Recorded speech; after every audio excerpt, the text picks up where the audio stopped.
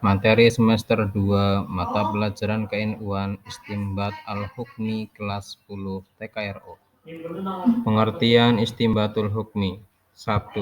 Secara bahasa istinbat berasal dari kata nabata yang berarti air yang pertama kali keluar. 2. Sedangkan secara istilah adalah mengeluarkan hukum yang bersifat praktis yang berkaitan dengan perbuatan mukallaf dari dalil syara yang berasal dari dalam Al-Quran dan Al-Hadis. Istinbat terbagi menjadi dua. 1.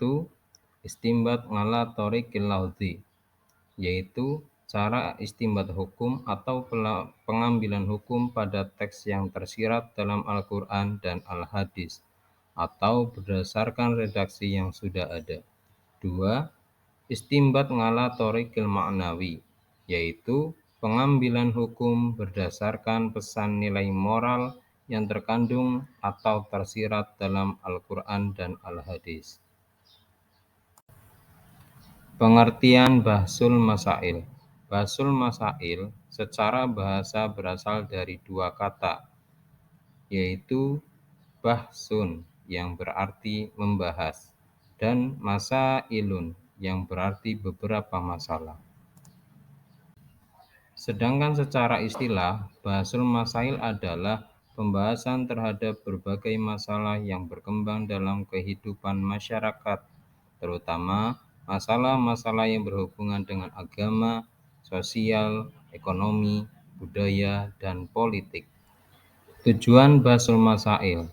Tujuan bahsul masail adalah untuk memberikan jawaban hukum terhadap masalah, persoalan, kasus-kasus yang berkembang di masyarakat secara tepat dan benar, berdasarkan sumber yang telah ditentukan yaitu Al-Quran, Al-Hadis, Ijma, dan Qiyas. Sumber hukum Islam dalam Bahsul Masail. A'udzu billahi minasyaitonir rajim. Bismillahirrahmanirrahim. Ya ayyuhalladzina amanu atti'ullaha wa atti'ur rasul وأولي الأمر منكم فإن تنازعتم في شيء فردوه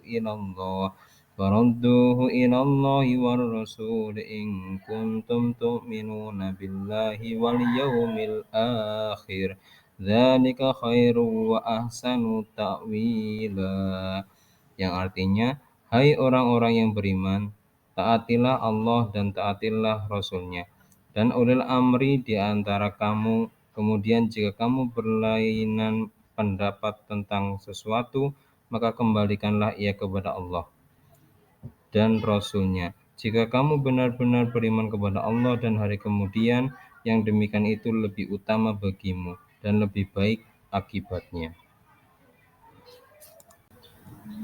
Sumber hukum Islam dalam NU ada 4. 1.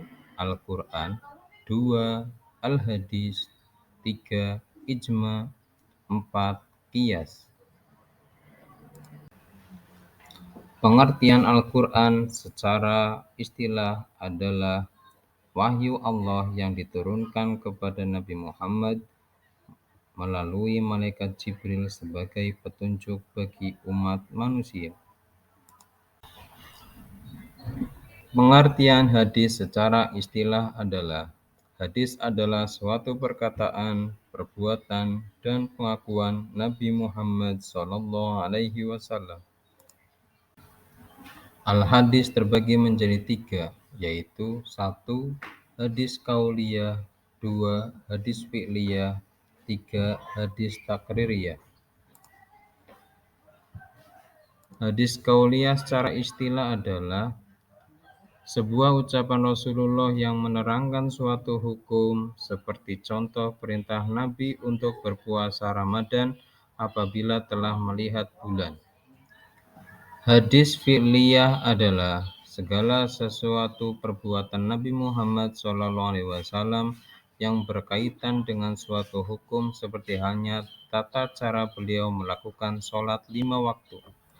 Hadis takririyah adalah segala pengakuan Nabi Muhammad SAW atas apa yang diperbuat oleh para sahabat. Contohnya, seperti ketika Nabi membiarkan sahabat bertayamum ketika tidak ada air untuk melakukan berwudu. Yang selanjutnya adalah ijma.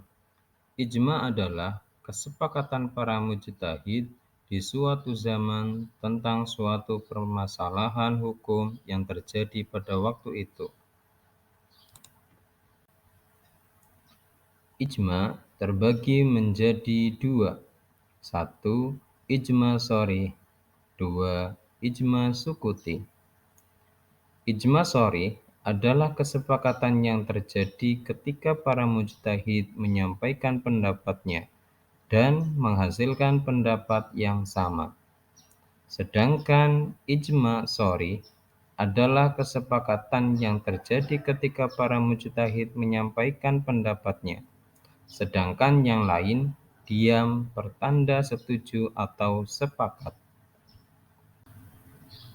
Yang selanjutnya qiyas. Qiyas adalah menyamakan hukum furu atau cabang dengan hukum asal karena adanya kesamaan ngilat atau permasalahan. Selanjutnya adalah istilah-istilah dalam bahsul masail. Di antara istilah-istilah tersebut adalah satu, qauli. Qauli adalah mengutip langsung dari naskah kitab rujukan. Dua, manhaji. Manhaji adalah mengikuti pengambilan hukum madhab 4. Tiga, ilhaqi. Ilhaqi adalah menganalogikakan hukum permasalahan yang belum ada dasar hukumnya dengan kasus yang serupa. 4. Istimbat jam'i. Istimbat jam'i adalah penggalian dan penetapan hukum secara kolektif atau bersama-sama. Selain istilah-istilah tadi, ada juga istilah-istilah yang lain. Di antaranya seperti 1. Mulhaq bih. Mulhaq bih adalah permasalahan yang hendak disamakan, belum ada ketetapannya dalam kitab. Yang kedua, mulhaq ngalaih. Mulhaq ngalaih adalah permasalahan yang sudah ada ketetapan hukumnya disandingkan terhadap permasalahan lain yang belum ada ketetapan hukumnya. 3. Wajhul ilhaq. Wajhul ilhaq adalah sisi keserupaan antara mulhaq bih dan mulhaq ngalaih.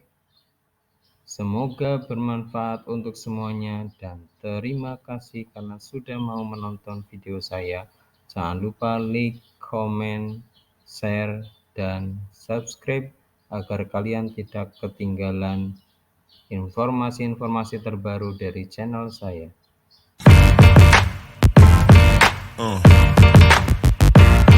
Yeah.